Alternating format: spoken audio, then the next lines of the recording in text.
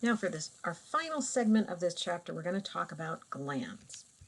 So we have 3 types of glands in the skin, some of them found in some places and some found in other places. The most common, found pretty much all over your body, are the Merocrine sweat glands. If you remember from chapter 4, when we were doing tissues, we talked about glands, and we talked about Merocrine glands are the ones that do exocytosis. Next up are the apocrine glands, which pinch off the apex of the cell, and then sebaceous glands are an example of a holocrine gland. So we have merocrine sweat glands, apocrine sweat glands, and sebaceous glands. So let's look at each of these. If you remember from chapter 4, these are the glands are individual cells. All the ones in the skin are multicellular. They're going to secrete substances for elsewhere in the body. These are all exocrine glands because they are secreting to the outside of the body. The merocrine sweat glands, and when you refer to these glands, you need to use their full name, merocrine sweat gland. If you just say merocrine gland, there are many different kinds of merocrine glands in the body. If you just say sweat glands, that's not enough either. There's 2 kinds of sweat glands on the skin. So merocrine sweat glands. The actual gland part is coiled up within the dermis, and then there's this long duct that goes all the way through the epidermis to a pore at the surface of the skin. There are tons of these all over the body. There's lots of them in the palms of the hands, the soles of the feet, the forehead, places where you sweat a lot. And they produce sweat, which is 99% water, 1% electrolytes, some salts, minerals, also some metabolites, some things that are produced by your cells making ATP, and some waste products, including, for example, uric acid, which is what gives urine its name. That's one thing that there's a tiny amount of in your sweat. Not urine, but the acid that is part of your urine when it comes out of your urinary system. The function of sweat is thermoregulation, getting rid of excess water and salts, and also removing heat from the body. As the sweat evaporates from the skin, it carries heat with it, cooling off the skin.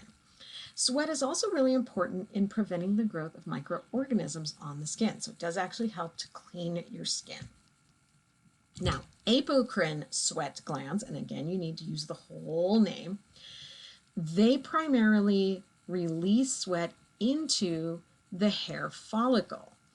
And these are only found in the armpits, around the nipples, the groin, and around the anus. These are the places that smell more. And the reason they smell more is not actually as much because of the sweat produced by the apocrine sweat glands, as it is because of the bacteria that live on your skin and eat the product of the apocrine sweat glands. So these apocrine sweat glands, remember the apex of the cell, the apical side is pinched off. So the sweat has lipids and proteins that were in the cells, as well as the cytosol with the electrolytes and metabolites and things like that. Bacteria living on your skin in these areas eat that apocrine sweat, and the odor that you make is as a result of the waste from the bacteria, not necessarily from you. Isn't that interesting? Also super gross. Okay, so the way you can distinguish them is, for one, they're not found in all skin. So depending on where a sample is taken from, you won't see apocrine sweat glands, and also they tend to have a duct that goes into the follicle. Now, the one other kind of gland that you need to know about is the sebaceous glands. They are holocrine glands, and they secrete something called sebum, which is an oily, waxy substance. And so sebaceous comes from this word sebum. So sebaceous is just the adjective form of this. They tend to secrete into the hair follicles like this. And that helps to moisturize the hair and also make it easier for the hair to make its way through the epidermis. It also helps to keep the skin moistened.